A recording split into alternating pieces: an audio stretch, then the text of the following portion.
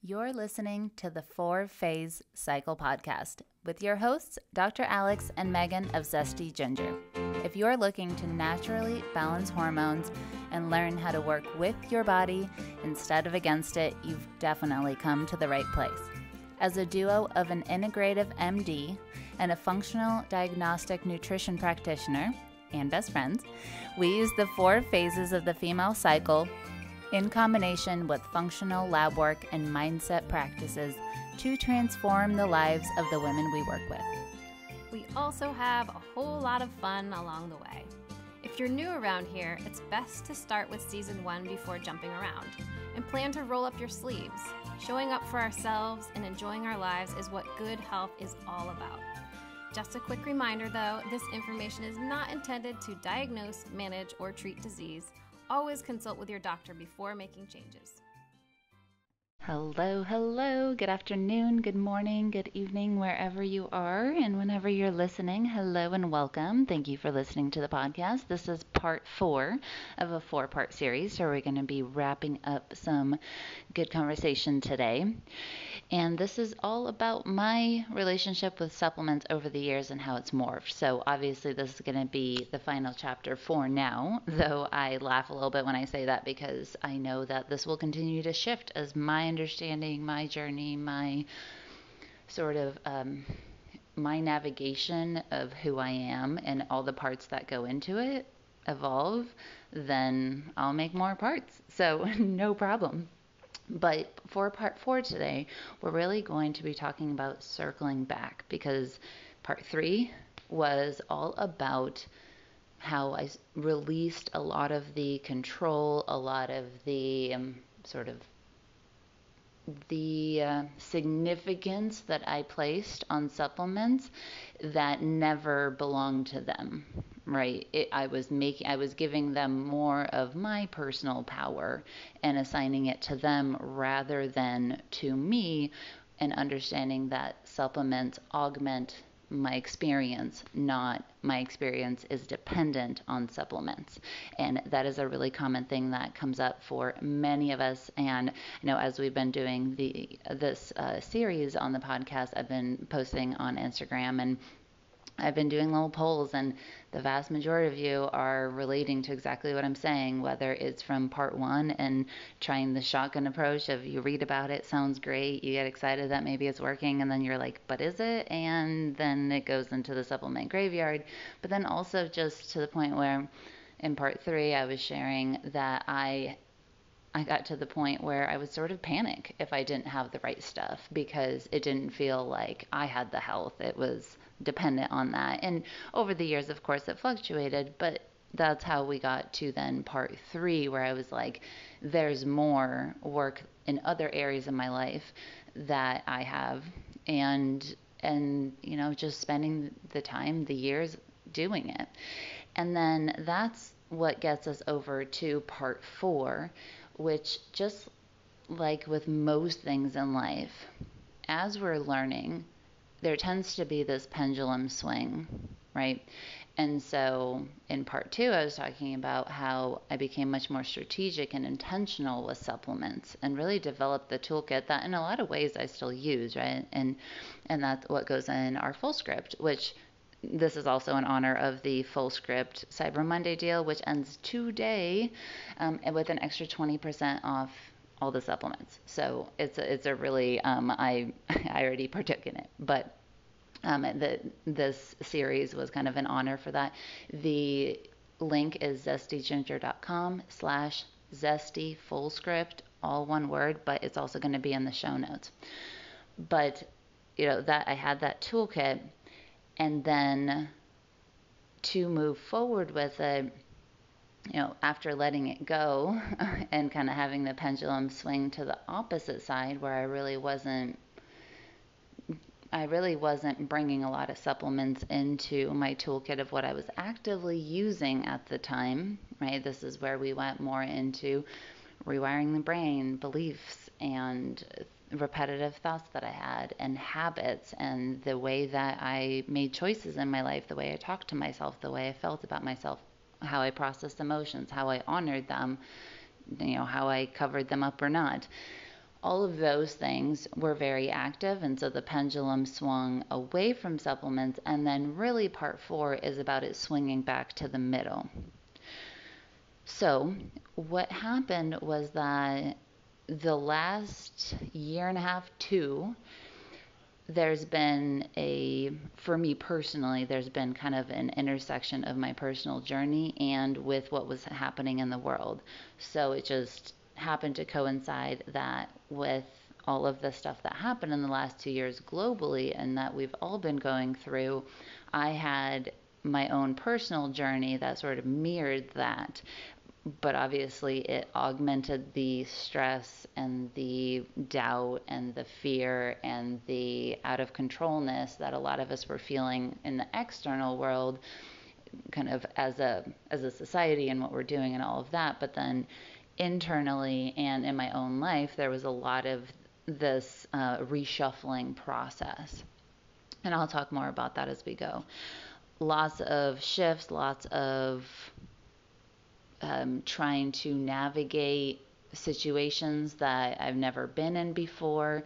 And even to a certain extent, you get to the point where as you transform and you become more of the person that's authentically you and stand in your own power, begin to set boundaries, begin to really ask hard questions like, does this person still bring something good to my life? Does their presence support me? Does it help my life? Does it feel good? Or is this a presence that, has historically been around, but currently is not serving me? Right? And that's a really hard question to ask because a lot of times we have things sort of set on autopilot and we've been doing them for a really long time. And when you start to question some of those things, of course, that's when the disintegration anxiety comes up, which is why, for Health Transformation Accelerator, when we work with women in that group and when they go on to do multiple rounds, it really becomes a process of, at some point you get to where you've changed and now you are different, but you are now up leveled. That's the step. So that's step 7 of the 7-step process. And yet now the environment has to also match you. And that can take some navigation and some time, depending on what choices that you're making around it. And that's the time when we can start to really sort of get uncomfortable, like, yes, I want this, and yes, I'm going in the right direction, but man, now I have to face all of this other stuff going on. With that put together then over the time, it certainly also impacted my physical body in some ways. It was clearly much less than I've ever experienced in my life because, like we talked about in part 3 is addressing the other parts of you, or parts of me rather, I'll just talk about me, I was addressing the healing of those parts. So to be honest, for everything that had happened, it really didn't rock the boat all that much in the grand scheme of things, and I'm very, very grateful for that. And that honestly has reinforced the idea of whether we're really hung up on food and we're second guessing everything and questioning and trying a million different things and depriving ourselves, or it's supplements, or it's lab work. Really, one category cannot uplift your entire experience of life, right? And so when we release the pressure off that one area, we begin to see so many more options for healing open up to us. And some of these are completely new to us, and sometimes they're not, right? And so that's how it goes. However, I got to a point where at some point I thought, well, this is very fascinating. I can see myself really doing quite well with this.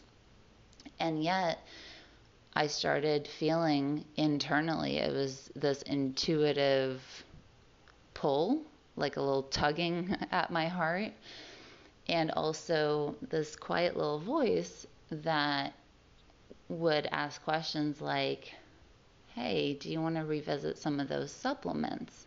Because I'd say, even just in my own head, oh, this is what I'm experiencing physically or emotionally, you know, and there was a little bit of an invitation there. And it was very cool to experience that version of returning back to the toolkit in terms of supplements, because most of the time I had put myself on an external schedule in part two of really checking in with lab work, and it was by the calendar. It wasn't internally quite as much. Now, that's a kind of an artificial distinction. That's, of course, like I would feel into when I wanted to do lab work, but I also had it on the calendar. So there were times where I was like, it's just time. That's what we're going to do. And really, there was nothing wrong with that. I don't think that there is. But when we're living in a way that's we are functioning as our own authority and we are listening to all of ourselves, then the calendar gets modified sometimes. But I can absolutely relate to, and for me this was absolutely true, the fact that that's scary, right? In some ways, I had to work through and process the emotion of fear around it to say, I believe my intuition enough to make that level of call, for my health, and that deviates from the way I used to do things. And that's where I think a lot of people get hung up because it seems like that's the right way to go. But it's a big leap of faith to make it, to say, yeah, but I'm listening to myself instead. And because we haven't really practiced that kind of thing, that's when it can feel like, well, do I really have the authority to make that decision? I, of course, think that there's a time and a place for working with your team, and that is certainly something I did. But luckily, I have a team for my healthcare providers that allows me to bring up this kind of stuff and to discuss, and we make decisions together based off of that, right? And so that's essentially how I came to it. And from there, this time around, I completely allowed myself to lead the charge there, and then sort of interface with everyone in my world about this plan, and checked up on things, and then brought out my toolkit of supplements. The difference, though, is that I am so much less anxious, worried, nervous about the supplements. Not only that, though, is that and I talked about this in part 3, is that my experience with supplements has changed over the years in terms of even just the way I react to them. It's like the speed at which I notice the benefits and the lack of problematic things that, as the body shifts and stuff, sometimes there's side effects, sometimes it throws a little, oh, I need this now, and you have to address it, right? That kind of stuff, there's been so much less of that. And it's not like a magical thing that happens. And I do think that there's some magic to it, because if I didn't think the world was magical, I really would have a hard time here. However, that comes down to, how safe, how in your own power, how protected by you does your brain and central nervous system feel, right? The fact that I am making the decisions for myself, and I will show up for myself in any way that I need, that brain, right, the way that I am then interacting with my own system allows it to know that we are in a place that's safe, we are taken care of, and therefore the threat, that alarm going off every time we do something new or eat something different or, start a supplement, that was not happening in my central nervous system as much. I had showed it and shown up for it in all of the ways that I needed. I had to own up to, I couldn't just rock the supplements and be really, great at understanding them and having them be super tailored, because my emotional body was like, oh my God, that's fine. how about you process some of these emotions that you've literally have never given yourself the chance to process? I was one of those people that shoved emotions down because I was taught that wasn't a it wasn't polite to express things like anger. There was no processes for doing so. And at some point in my belief system, I welcome you to reject this if you don't think so, but I think the bill comes due for that kind of stuff, right? You can only sweep enough things under the rug before that rug becomes basically unusable as a surface to walk over or use, right? And because of that, I was able to show myself over time and with my choices and my actions that I was going to take care of myself, and therefore my brain and my central nervous system are working with me as well. Now, they always are, but obviously I was doing stuff back in the day like starving myself and over exercising and running marathons and not, eating food after and whatever. So I certainly had acted in a way that my central nervous system didn't feel safe, right? And so this was a change, and it's just like any trust. For me, it had to be built over time. And maybe some people will have a faster. I'm not even putting parameters on it for anyone in terms of how quickly it can happen. But for me, it did take a while. And because of that, the supplements I feel are way more kind of effective for me. They have allowed me at this stage to feel like across the board, this is the most tanked up that I've been. And because of that, then I have more reserves for tackling all the other things, right? It's not like emotions go away. It's not like energetics in the body and in our energetic space go away, where we still come across people and we interact with them and things happen and lives and all of that. But it's different. It's a different experience. And now the supplements, if there's things to modify or react to or something happens, I can now see them from the bigger picture of this is simply one puzzle piece that I have the capability to move around.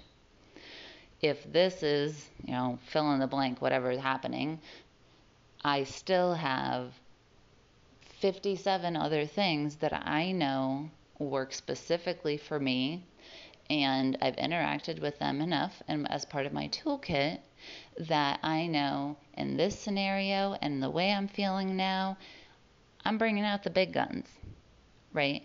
Or in this scenario, no, I can have a little tune-up. So this is the kind of thing where there are times, let's take meditation as one of the things in the toolkits, or hypnosis. Sometimes it's just a period of life where it's shorter ones in the morning or whatever. And there are phases of life where it's hours a day because I need that and because that's where I am and that's what's happening, right? And the same with the parasympathetic tools, activating the vagus nerve, chilling it, dropping the heart rate, all of those kind of things. Sometimes they're used sparsely. Sometimes it's every day, multiple times a day, and I'm keeping track of how often because I need that consistency for what's happening, right? So you can start to hear of if you have, I just listed 2, but there's so many across the board that I know when this happens or when I'm feeling a certain way, I'm going to go ahead and bust out my toolkit. It's also important to know I'm not perfect with that either. Sometimes I don't do what I need to be doing, right? And I see the consequences of that and I deal with it and I learn. And sometimes what I think is going to help me isn't as helpful as I was hoping for, and I have to say, what else? Maybe it's a different phenomenon that I'm addressing, right? I'm thinking it's my physical body and it's really more of the mental state that I'm in, or emotions and mental, or any way it shakes out. And sometimes it's I didn't think I needed the big gun, but I really do need the big gun, and there's nothing wrong with that. So what's cool when you start to look at it globally like this is that with options and with understanding that things shift over the years and over time, and depending on what phase of life that we're in and the circumstances around that, the actual troubleshooting where you go, oh, hey, I did this, I need a little more support, and you do that, that gives you, that builds trust, it builds confidence in ourselves, right? Because that's how we are learning to have the attitude that I'm speaking from now that says it's no big deal if I didn't nail it on the first time because I'm not out of options and I'm not giving up on taking care of myself. Right? None of that is there. It's not because I'm unworthy. It's not because I messed up. Now it's what else is going to work, and it comes from a place of neutrality because life's challenging sometimes enough as it is.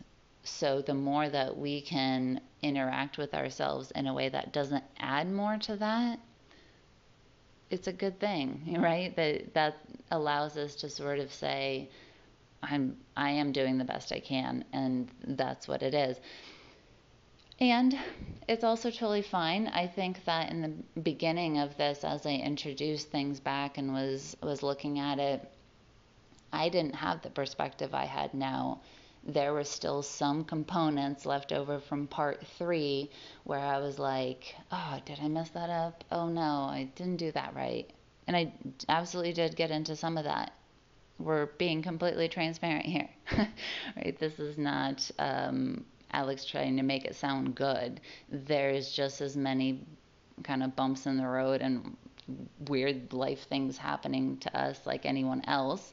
And so I want to be very clear about that. None of these parts that I'm talking about came out prepackaged and I was like, yes, I know exactly how to do this. And so knowing that, I hope that when you are approaching yourself, you can remind yourself and keep in mind that everyone goes through the process of unfolding and the process of figuring it out. And when the mind wants to go down that rabbit hole of beating yourself up, I remind myself, those are neurons that have wired together since childhood. All the ways I didn't feel good enough, all the stuff that I was told, all the, critical voices that were around from then. There's quite the little neuron highway there built up. I can give myself some grace that they didn't get there overnight, and I don't need to expect of myself that I will change on a dime and never do it again, right? And when we anchor it back to whether it's physical, emotional, mental, spiritual, we are perceiving it and it's being wired in at the level of our brain, right? Because if neurons didn't fire, we just wouldn't think of it. We wouldn't have the emotion. We wouldn't have the spiritual experience. At some point while we're in the physical body, it still needs to translate into chemical messengers getting sent and things, the message being received and transmitted. Because of that, then, it really is not you failing. All of these things go into account, and we're dealing with things that have been going on for a while, and we can both want to move as fast as possible and believe that we can not put time constraints like, oh, I was sick for a long time, I have to heal for a long time, right? We don't need to add that, as long as we can see that as much as they sound contradictory, we can both desire to have ease and flow in our health journey and in our life, and still honor that when there's things to unpack, and it does take some time, that it doesn't mean we failed. It just means that we are being true to ourselves. We're acknowledging the things that we still have left to work through. And I remind myself a lot, if I could have done it faster, I would have done it faster, right? If it went like that, that was the best for me at that time. Even if I can go back and find some things I would like to do differently, I mean, to a certain extent, it doesn't matter because you can't. But also with that just reminder of, if I could have, I would have. And part of that is the way my brain has been wired for a million reasons. And probably not even just by you, or most likely not by you. Then that allows us to step back and say, okay, cool. With all of that, there's a lot less baggage. I'm literally just saying, what do I need to do right now? What's going to support me? What feels good? How would I just go do that? Not the 10 million other things that we all get into. And I'm the queen of thinking a lot and overthinking, right? And because of that, I really need to remind myself, like, let's chill. There's just, what am I doing next? And let's focus on that, because I can't go back and change anything that happened. All right, so yeah, that is basically where then I have fallen out. So currently I'm on a fairly light but very effective protocol based off lab work. And it's all things that I have personally vetted for myself. And I'm going to be on it for a little while longer. Then I will likely retest, though again, this is one of those things that I'm going to go with what I believe and work with my team about that.